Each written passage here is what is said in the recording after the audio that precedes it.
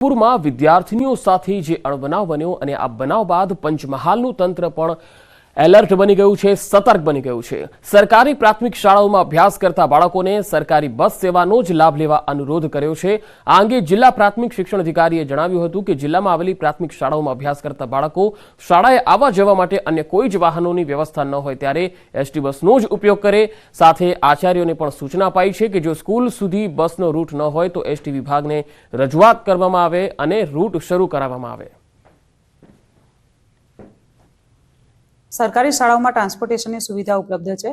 ज्यां अन्य ग्रांटेड शालाओं में के ज्यां ट्रांसपोर्टेशन सुविधा उपलब्ध ना हो त्यां आगळ तमामने शाळा मार्फते एक अनुरोध करवामां आवे छे के जाहेर बस सेवानो योग्य रीते लाभ ले। ज्यां आगळ सुविधा उपलब्ध ना होय तो ए आचार्यश्री मार्फते एसटी विभागने दरखास्त करवामां आवे અને અત્રેથી પણ એમનું યોગ્ય રીતે સંકલન કરવામાં આવશે। નકલી એલસી કૌભાંડમાં તપાસ તેજ થઈ છે। સમાજ કલ્યાણ વિભાગે શિક્ષણ વિભાગને પત્ર લખ્યો। 2 દિવસ બાદ પણ ફરિયાદ ન નોંધાઈ। અરજદારોએ ભાવનગર અને દ્વારકામાં નકલી એલસી જમા કરાવ્યા હતા। 3500 રૂપિયામાં નકલી એલસી કાઢી આપવામાં આવ્યા હતા।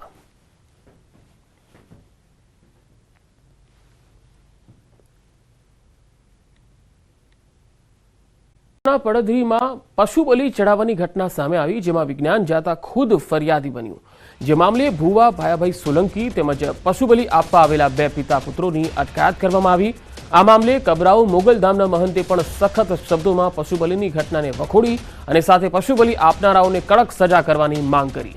ઘટનામાં ભુજથી આવેલ પરિવારે પગમાં દુખાવો હોવાના કારણે સુરાપુરાની માનતા રાખી, જે બાદ સુરાપુરા સપનામાં આવ્યા હોવાથી પરિવારે બલિ ચડાવી। તો ભુવાએ અત્યાર સુધીમાં 700 જેટલા પશુઓની બલિ ચડાવી હોવાનું પણ ખુલ્યું છે। માનતાના નામે 2 પશુની પશુ બલિ ચડાવી દીધી છે। જીવ સામે જીવ દેવાની પ્રથાને કારણે આ પરિવારે માનતા રાખી છે, જેમાં ભાઈલાલભાઈ સોલંકી નામના જે ભુવા છે તે 30 વર્ષની અંદર બીજા પાસે માનતા કરાવતા હતા અને ખાસ કરીને પશુ બલિનો આગ્રહ કરતા હતા। અત્યાર સુધીમાં માહિતીના આધારે 700 થી વધુ પશુ બલિ આ ભુવાએ કરી છે। બીજા એમના ભાઈ બીજા છે, બીજા 3 જણાને અત્યારે અટકાયત કરી છે પોલીસે। કે તમે અંધશ્રદ્ધાને માટે ભેળવી દીધી છે, તમે કે દેશને તમે બરબાદ કરી રહ્યા છો। જે જુનાગઢ જાવ કે જંગલની માલકોર ખબર પડે, જીવતા હાવજને પકડો ખબર પડે તમને। નિર્દોષની તમે બલિ ચડાવો છો ને, આ વડવાળી તમને માફ નહીં કરે, નરકના અધિકાર થાવ છો। ડુંગળી કાપવા જેવી સામાન્ય બાબતે મિત્રએ મિત્રની હત્યા કરી નાખી। સુરતના સચિન વિસ્તારમાં ગુરુદેવ એન્ટરપ્રાઇઝ નામની બિલ્ડિંગમાં આવેલ અગાસીમાં રૂમમાં કાપડના કારખાનામાં કામ કરતા મિત્રો સાથે રહેતા હતા, જ્યાં જમતા સમયે ડુંગળી કાપવા જેવી સામાન્ય બાબતે જીવત રાજગર અને રાજુ ચૌહાણ વચ્ચે ઝઘડો થયો। જે બાદ રાજુ ચૌહાણે જીવત રાજગરા પર હુમલો કર્યો, જેમાં જીવત નામના વ્યક્તિનું મૃત્યુ થયું। સમગ્ર મામલે પોલીસે ગણતરીના કલાકોમાં જ આરોપી મિત્રની ધરપકડ કરી લીધી।